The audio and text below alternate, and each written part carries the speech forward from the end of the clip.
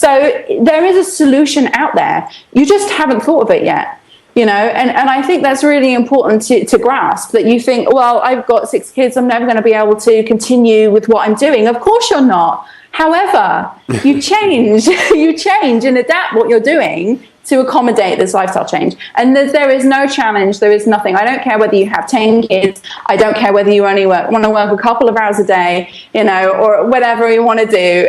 There is a way, there is a strategy that will get you to where you need to be. It may not be overnight, but you just got to think, what do I need to do now to make this happen? Right, this has to change. What can I do to make that change? I have to do this, that, and the other. Where can I find these people? Where can I get these resources? Do I need to earn more money? Okay, how am I going to do that? So it's simply a case of adapting, and you will adapt. If you're starting to feel like, I don't want to be stuck in this office anymore, get out of the office. Doesn't mean to say you have to stop work, and that's the beauty of working online. It's one of the things I find. I say to my kids, come on, let's go down. I'm in Greece at the moment, so we're right by the ocean. I can see the ocean from my house. It's lovely. So my office isn't really a trial being in here. You can see the ocean, the mountains, and everything. But sometimes I do want to stop being in my office. So I say, let's go down. There's Wi-Fi down at the beach and things like that. So we just get out, we go to a swimming pool, we go to a lake, go and sit at a restaurant. My kids play in the playground, I sit there and do some work, and I've got my eye on them. I'm not just completely engrossed, but what I tend to do, and this is a really good tip for people, is to organize your tasks based around what you want to do in that day and what you want to do, in that week or whatever. That was the voice of one of my heroes in business and work, Michelle Dale. And I think Michelle Dale, who is the CEO and founder of Virtual Miss Friday, is one of the most underrated entrepreneurs out there, because she's achieved so much. She, in my eyes, and I know that success is, each one of us have a different barometer for success, and my idea of success is different to your idea of success, but in my eyes, she's one of the most successful entrepreneurs out there, because she has achieved what I think is, a great balance between work and life. Work-life balance is not about, a perfect balance. If you imagine a scale, it's not about a perfect balance. It's about a balance which makes you happy, I believe. A balance that's manageable, a balance that doesn't stress you out, So in my eyes, I think Michelle is an example of somebody who, for me, was somebody who I could look at and, use as an example as to where I wanted to get to. Because there was a period of time where I was searching for answers. I was looking for answers.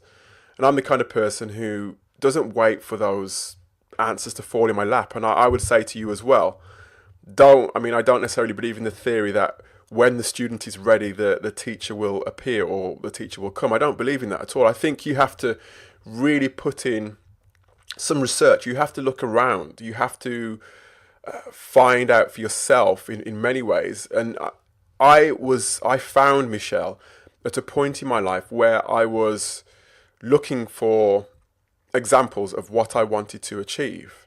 I didn't necessarily, as I said, want to follow the exact steps that Michelle followed, but I wanted that reassurance that it was possible. And I think, there's so many so-called gurus out there. There's so many people saying, sign up for my course, and so many people taking pictures themselves with a Ferrari in the background, and they're showing their analytics and their numbers and their money and their cash flow and all these kinds of things.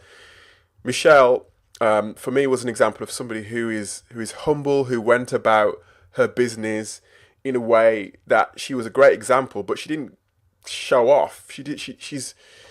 She's a, like I said, a real life example of somebody who I could emulate. And I think it's important for you to find somebody who potentially you could emulate, an example, especially if you're perhaps low on confidence, like I was. There was a period of time where I was really low on confidence and I wasn't really sure.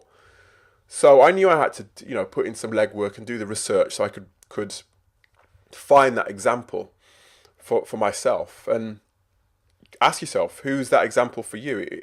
It may take you a while to find that example. It might not. I think if you listen to certain podcasts or follow certain blogs, which I really recommend that you do, or at least start researching, blogs of people who you potentially want to emulate, then you begin to understand who the fakers are and who the real people are, if you see what I mean. There are lots of, and I think that was the problem I was having at the time, where there was so many options and so many people throwing things in front of my face, virtually anyway. You know, when you go on YouTube and you see all these adverts that come in between each one of the videos, or you go on Facebook or Instagram and you see all these so-called influencers, it was something that it's a real problem. And I think that's why as well I started to interview some of these people as well. And Michelle was one of those people who I chose to interview because, as I said, she helped me in many ways. And I believe that just by listening to her story, that she can help you as well in some ways, because she's a great example. And there's a number of things a number of ways in which she helped me. In fact, there were, and if you decide to find that example of somebody who you want to follow, there may be ways in which they helped you. But I just want to highlight a few of the ways in which Michelle really sort of helped me and could potentially help you as well with your thought process. And if you look at examples like Michelle, it's one of those things that when you listen to them, when you see what they do, when you see how they work, then you can get an idea of what it takes to be, to be not necessarily in their position as such, but to get to your destination, because it does take a lot of hard work. And that's one of the first things on my list, actually. Hard work. Michelle has been doing what she's doing right now, which is running a successful virtual assistance business for years now, for a number of years. And she has 3 children as well. So I'm under no illusions that what she does, she works really, really hard. And that's one of the things that some of these gurus, some of these influencers, they give you the impression that if you do X, Y, and Z, you can make money fast and you can get from where you are now to your destination really quickly, or it's easy. It's not easy at all. That even with the ones that say it's not easy, they make it seem as though in their sales content, in their copy, in what they say and how they say it, they make it seem easy. It's not easy at all. It's, like I said, especially if you have children. And Michelle, I believe, has 3 children, and as I said, has a successful 6-figure business, and is solving some problems for her clients. She has an academy as well where she teaches people how to do what she does as well. So she's set that up through hard work, through planning, through blood, sweat and tears, I'm sure, as well. So that's one of the first things I learned from following somebody like Michelle. Another thing that I learned, which it kind of reflects what I've been saying all along, it is possible to do it. It's possible to work remotely. It's possible to work from anywhere in the world, obviously as long as you've got good internet and good resources around you. It's possible to do that. And that was something that I just wasn't sure of that. And this is going back, 10 years ago now, when I first came across Michelle. I was thinking to myself, yeah, right, how is this possible? Is this, I was still perhaps in the mindset that you needed to get a 9-to-5 job, you needed to get your pension, you needed to go into work every day at the same time, and you needed to just work in a job even if you didn't enjoy it. That was my mindset. That, was perhaps something that I'd grown up with.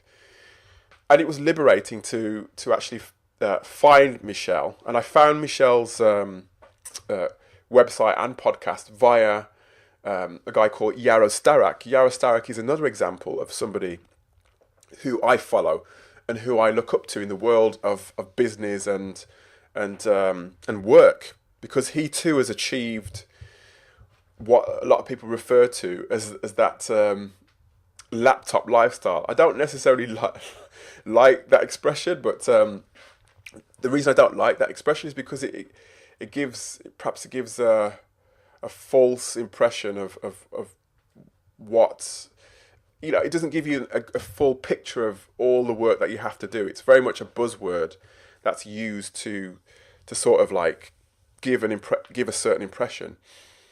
But he's achieved that laptop lifestyle as well, whereby he's he's helping people himself, and he runs his successful business like Michelle. And I first heard Michelle's story on his podcast, so I've got to say thank you to Yarrow as well for that. So thanks, Yarrow, if you do happen to listen to this podcast.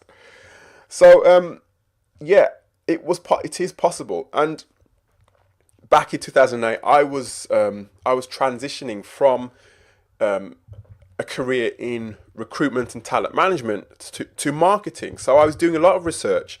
I was trying to find out, what is possible, what's not possible. I was trying to understand what I had to do. And Michelle's podcast, her interview with Yarrow perhaps was a turning point for me, should I say.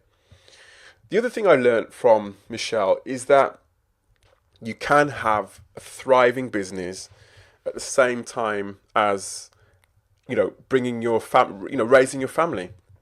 Because I have 3 children myself, and I know how difficult it is, just as a father, as a mother, to raise your children, let alone have a business in the background and start a business, grow your business, make it into a thriving business that employs other people. I kind of knew that was possible back then. I thought to myself, yeah, that's possible. But again, I wanted that sort of confirmation, because as I said, I wasn't the most confident back then as well. I wanted that confirmation that it was possible, And Michelle, like I said, thriving business, 3 children. She's traveled as well. She's led that nomadic lifestyle as well. So she's had, travels through Europe, so Greece and places like that, with her children whilst running her business. And that, I really admire her for that. So the next thing is, I've talked about hard work. I've talked about it is possible to have a thriving business whilst raising your family.